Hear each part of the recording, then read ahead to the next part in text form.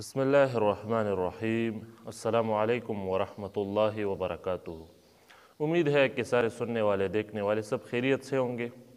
दोस्तों, चूँकि मैंने कहा था कि रमज़ान चूँकि चल रहा है, तो इस मुनासिबत से ही इंशाअल्लाह क्लिप्स बनाऊंगा ताकि लोगों को रमज़ान के मसाइल से आगाही हासिल हो। तो दरमियान में कुछ मैंने वक्फ़ा भी कर लिया, कुछ दिन चिटिया कर दी, मगर इंशाअल्लाह अपना तसलसल जारी रखेंगे और इस रमज़ान के मुताबिक क्लिप्स बनाएंगे इंशाअल्लाह। दोस्तों, एक मसला है कि क्या किसी चीज़ को चखने से रोज़ा तो नहीं टूटता, रोज़े के कोई नुकसान तो नहीं पहुंचता।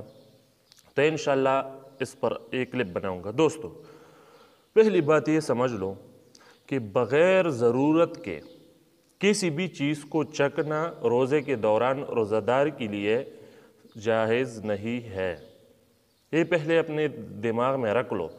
इससे बग़ैर ज़रूरत के किसी चीज़ को चखने से आपका रोज़ा फिर मकरूह हो जाएगा, और अगर हलक तक उसका जो मज़ा है वो चला गया और नीचे गए तो फिर तो रोज़ा ही टूट गया आपका।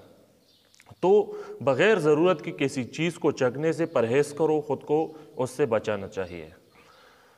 एक और मसला है कि क्या एक चूँकि बाज़ मर्द ऐसे होते हैं कि वो फिर गुस्सा करते हैं घर में कि यार ये मतलब कानों वग़ैरह में नमक क्यों कम है, तो इस तरह से फिर वो गुस्से करते अपने बीवी पर वग़ैरह।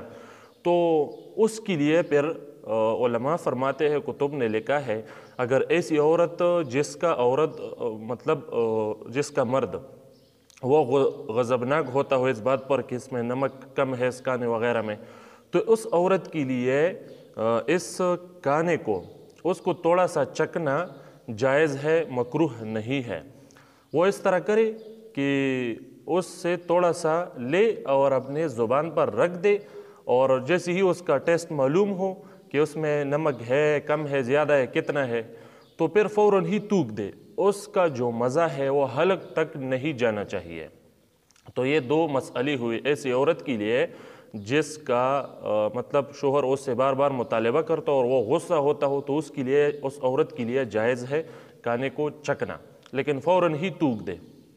तो दोस्तों, तीसरा मसला ये है, अगर कोई ताजिर है वग़ैरह, तो वो तेल का मतलब कारोबार करता है या नमक जो भी हो, तो उसके लिए किसी चीज़ को चखना कैसा है? तो दोस्तों, उसके लिए भी किसी चीज़ को चखना मकरूह है।